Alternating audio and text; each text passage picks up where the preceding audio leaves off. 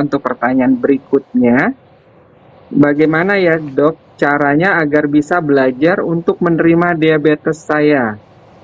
Dan satu lagi dok, mungkin langsung 2 pertanyaan nih dok.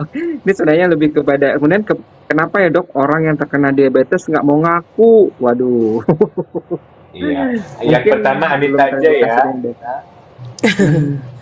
Jadi memang kan Iya sebenarnya silakan tuh Anissa.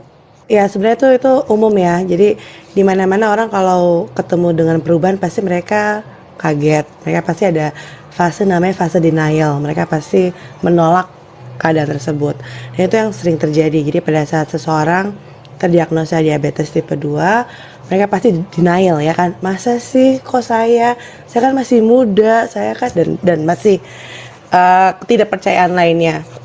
Tapi itu tadi, aku selalu merasa bahwa knowledge is power. Jadi pada saat terdiagnosa pun cari informasi sebanyak-banyaknya. Tapi yang reliable ya source-nya ya. Bagaimana cara untuk memanage diabetes dengan baik. Juga mungkin bisa ketemu dengan komunitas sesama penyandang diabetes supaya saling menguatkan, supaya bisa saling belajar. Itu sih. Jadi memang fase itu memang ada, tapi kamu memang harus melewati fase tersebut untuk ke fase berikutnya, yaitu acceptance, menerima keadaan kamu, seperti itu. Ya, betul Anita. Dan diabetes itu kan kenapa sih orang suka malu juga kadang-kadang dikaitkan gitu. Banyak yang dikaitkan dengan kurangnya potensi ya. Oh dia diabetes lu udah gini, dia nggak usah gini lagi. Jadi itu yang nggak tahu nih apa Yes, artinya gini-gini. Tapi uh, itu ada stigma-stigma di situ yang betul. mengatakan kalau udah diabetes kamu kurang poten, kamu kurang powernya lah gitu. Jadi mereka kadang-kadang suka denial juga. Ya. Betul. Pertanyaan kedua apa sih tadi? Ya tadi udah terjawab sih sama dokter tadi katanya kenapa orang yang kena diabetes nggak mau mengakui nggak mau ngaku kalau dia tuh kena diabetes. Mungkin Aku boleh salah satu tadi tambahin nggak? ketakutan. Silakan Oh, kakak.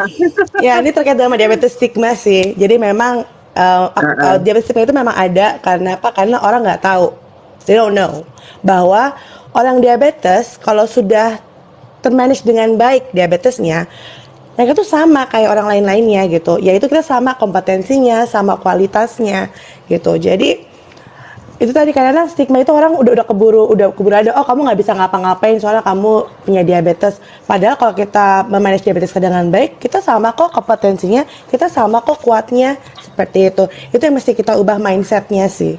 Tapi memang kayaknya masyarakat kita tuh belum siap, jadi kita yang harus tunjukin dulu kalau kita bisa memanage diabetes kita dengan baik dan kita memang kompeten juga di pekerjaan kita. Mereka baru ngerti seperti itu.